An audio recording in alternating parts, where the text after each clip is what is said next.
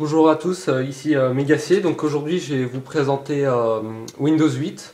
Donc je suis parti de Windows XP pour faire la mise à jour vers Windows 8. Donc je vais vous expliquer d'abord comment la mise à jour a marché, les conseils et les subtilités parce qu'il y en a quand même deux trois petites assez importantes.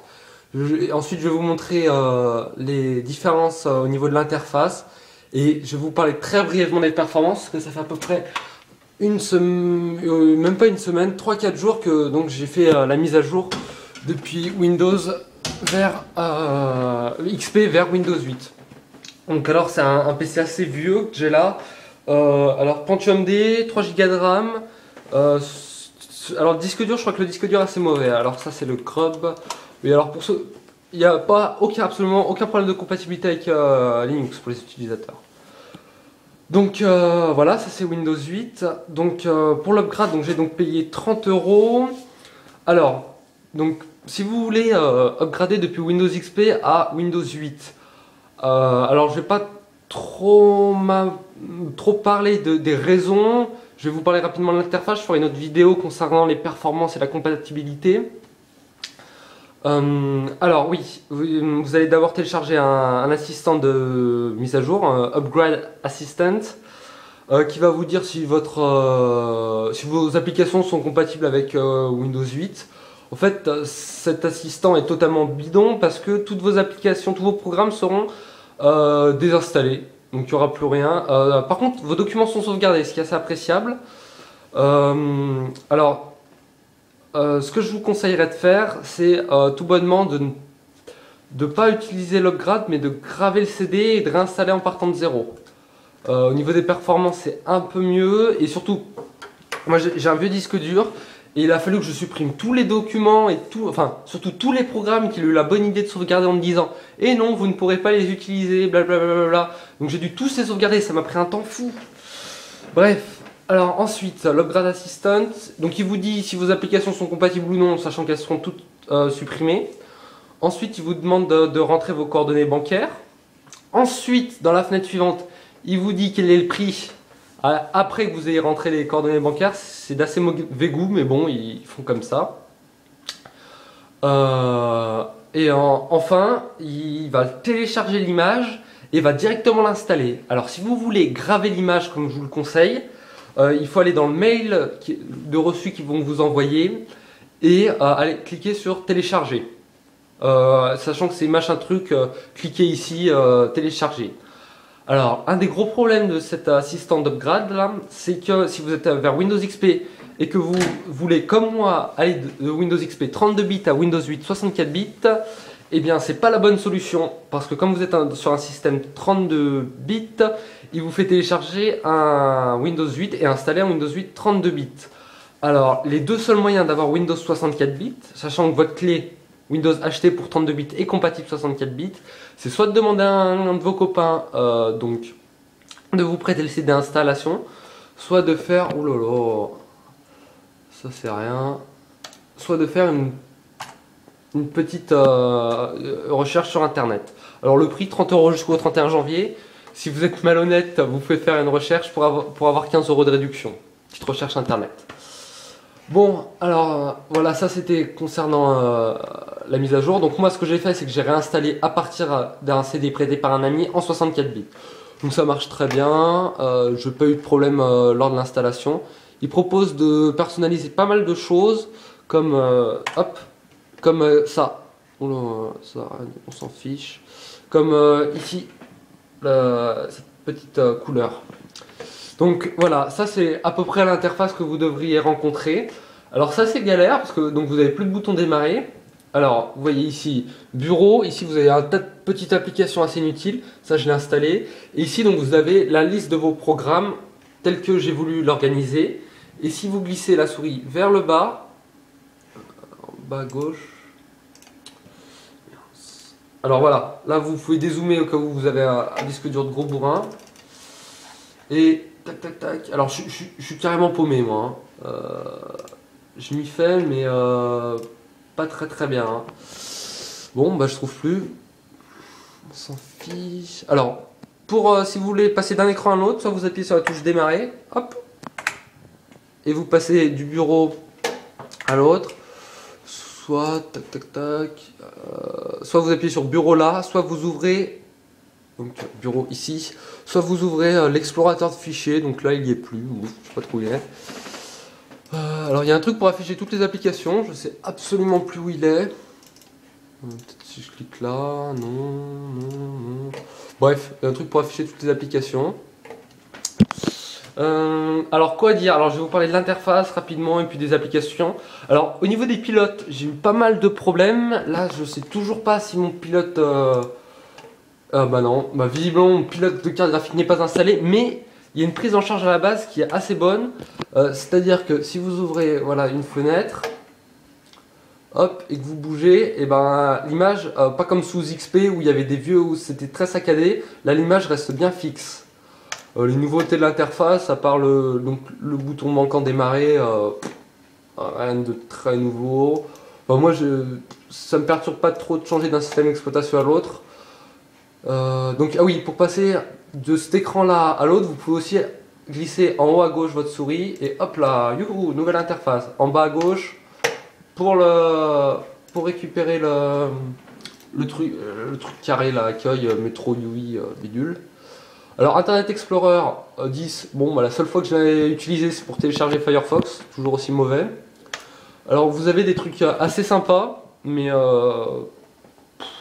sympa, c'est marrant mais ça marche pas très bien. Alors là vous avez l'application donc météo qui met à peu près 3 plombes à se lancer. Voilà, donc vous savez plein de trucs, vous savez le baromètre, vous savez un nombre de trucs incroyables. Et voilà, maintenant il y a des applications spéciales qui tournent. Et elle se retrouve en haut à gauche. Par exemple, si je veux fermer cette fenêtre météo, clic droit, fermer. Là, là j'ai plus d'application qui tourne. Alors il y a aussi cette chose là, quand j'attrape en haut, qui me propose de diviser l'écran, ce qui est totalement inutile parce que je n'ai qu'un seul écran, qui peut être pratique pour certaines personnes. Je vais retourner sur l'accueil. Alors le truc jeu là. Il y a des jeux payants. Alors c'est assez incroyable. Il y a des jeux qui sont payants, des jeux qui ne le sont pas. Par exemple.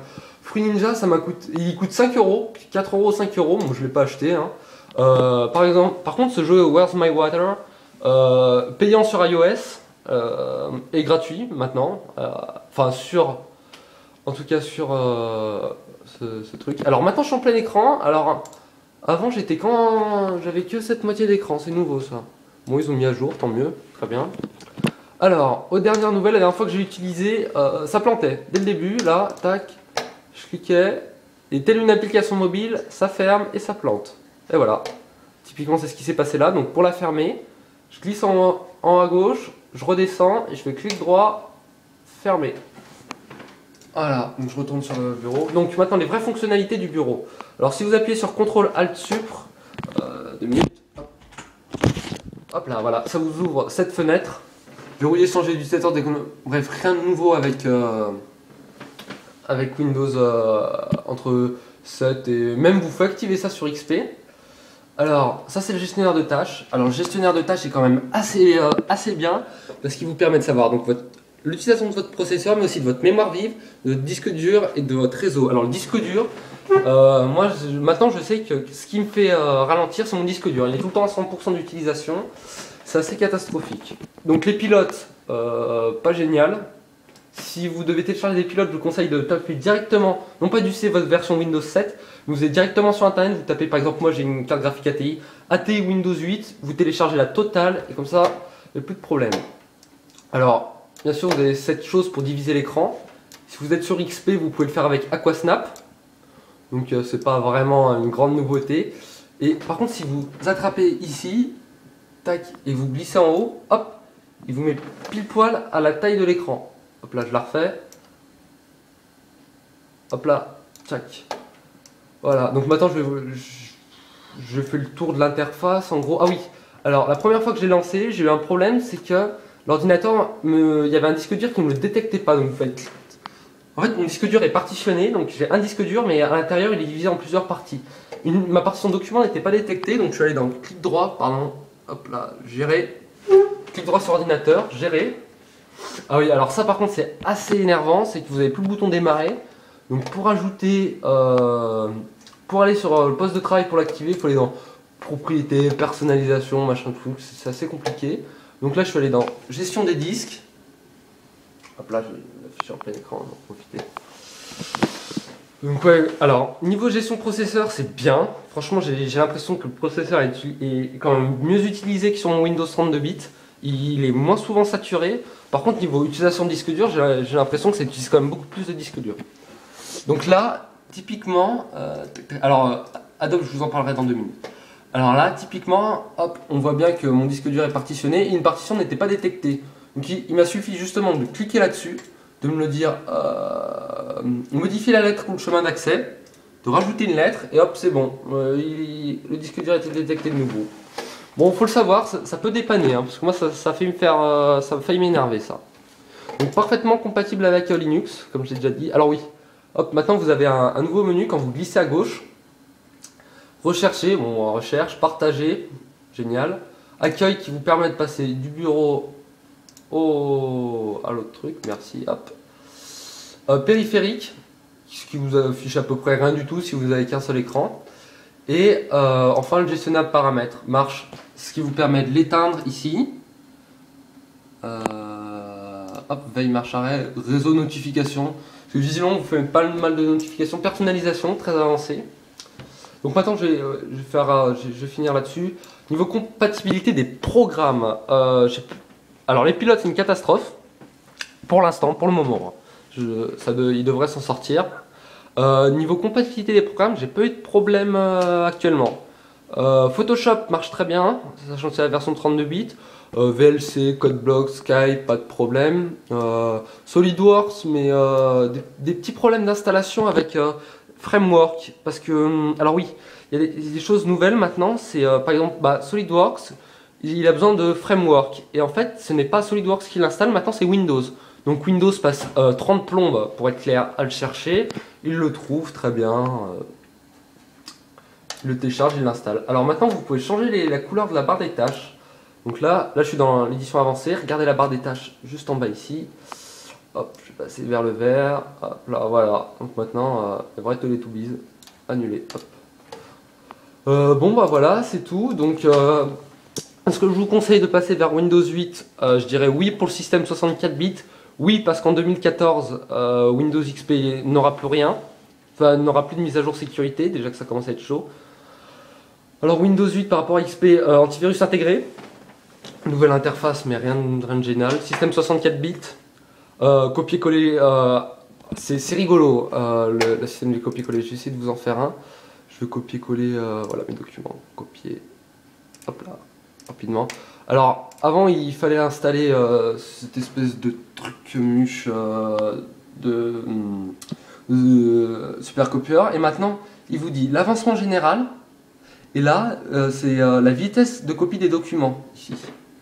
Tac, donc vous savez la vitesse, vous avez la vitesse numérique ici, la vitesse moyenne ici. Ça vous permet de savoir exactement comment vous copiez. Alors, pour protéger l'utilisateur de 2-3 trucs, il y a des fois, il faut être connecté en administrateur. Donc il y a un compte administrateur activé. Bon, rien de méchant. Bon bah voilà, je vais m'arrêter sur cela. Donc faites attention si vous voulez passer en 64 bits lors de la mise à jour. Je vous conseille de bien formater et ensuite réinstaller les documents, sachant que les documents sont parfois sauvés sur votre disque dur. Pour les supprimer, ça prend à peu près 2 jours. Compatibilité Linux, quelques gros problèmes de driver pour le moment, de pilote. Donc là j'ai plus le son, mais ça c'est surtout plus de carte graphique, ça c'est embêtant. Même si Windows 8 les gère bien à la base. Bonne gestion du système 64 bits, nouvelle interface. Bonne gestion enfin, plus grosse utilisation du disque dur. Vive le SSD. Je vais pas tarder à en acheter un. Donc voilà, je ferai une autre vidéo pour concernant les compatibilités, les programmes. Au revoir.